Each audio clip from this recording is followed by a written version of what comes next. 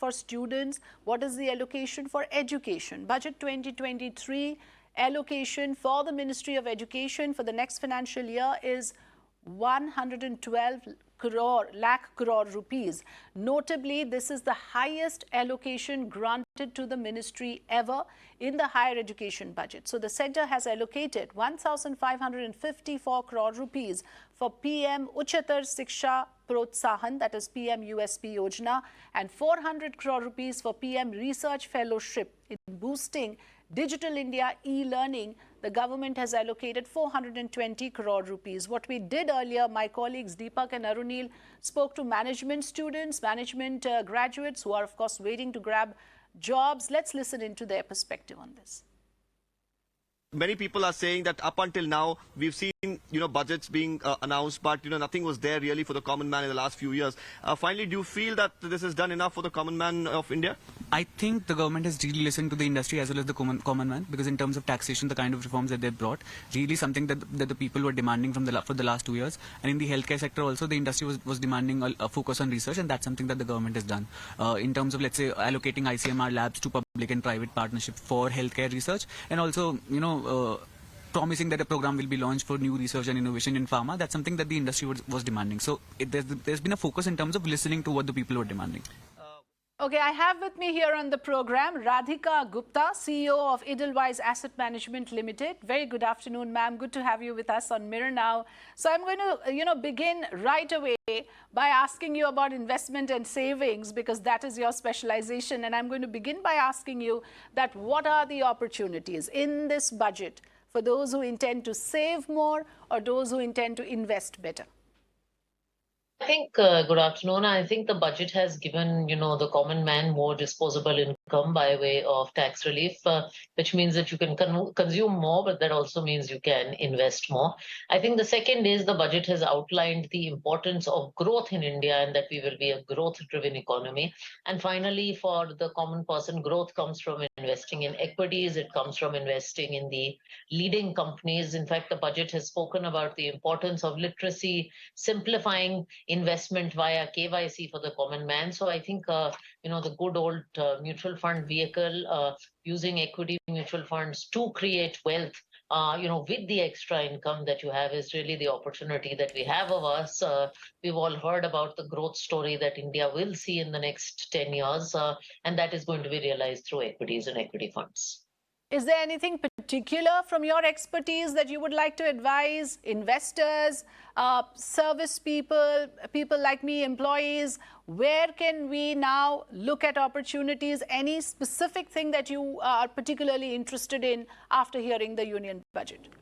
So I don't think it's budget specific, but I think it's a continuation of what we've been hearing in the last few budgets, which is our focus on financialization. So my specific advice is get into the habit of monthly saving and monthly investing if you are a salaried professional. If you've got a little bit of a tax break because of the budget, because you are a salaried professional, consider increasing the amount you do via systematic investment plans and just adding to your investment kitty on a month-on-month basis. That's interesting. And of course, I also have to ask you about the decisions that are left to the citizen, to the taxpayer, on exemptions, on whether they should stick to the old tax regime or move to the new one. Where do you stand on these aspects, ma'am?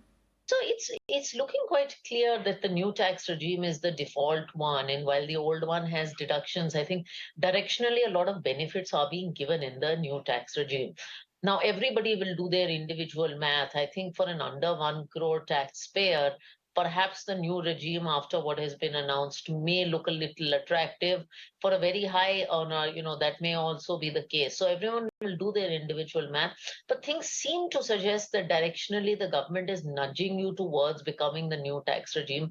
I wouldn't be surprised if in a few years the old one is just phased out. So I think we all have to at least do our math and develop comfort with the new regime. And of course, each one of us will take our individual decision. Yes, individual decisions, individual choices are paramount. Prioritizing on certain things, is something that every individual will have to take a call. But I want to ask you about one aspect that I heard about the nudge, since you use that word, to move from physical gold to e-gold, for instance. These are certain new, sort of ideas that we are hearing. What is your interpretation? How will you help a Mirror Now audience to understand this, why this is important and how it will help? See, I think in the last few years, what the government has rightly pushed is a move towards digital, and India sort of leads the world in digital infrastructure, moving out from physical assets to financial assets. I have always believed that if you have to invest in gold, and gold can be part of your portfolio, should be part of your portfolio, then the allocation should be financial gold, whether it is e-gold or sovereign gold bonds. It should be e-gold because you don't have the basic issues of safety and custody, and it's there when you need it. And I always believe that there are two kinds of gold as a woman. There's gold that is in the form of jewelry, that is not an investment, and then there is gold that is a financial investment, and that definitely should not be done through the physical route. Right. If we can put out the graphics on what gets cheaper and what gets more expensive, since you were talking about, where we can save, and also in terms of how we can, now sort of, in some ways at least, recalibrate our purchasing choices.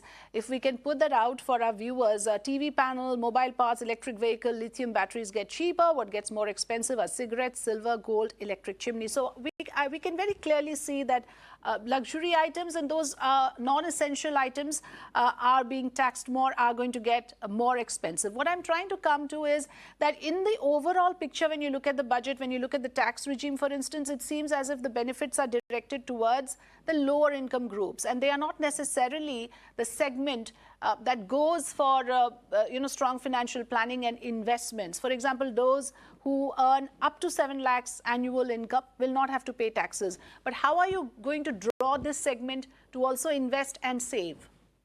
I think there is, as you said, a big opportunity for the people in the under 7 lakh group to widen the net of people who are investing. Even today, you have only 4 crore odd Indians investing in a very trusted vehicle like mutual funds, when the number of PAN card holders or the number of insurance policy holders is significantly higher. So there is a challenge for our industry to bring all these people into the investment ambit, knowing that today you can start an SIP with as little as 100 or 500 rupees.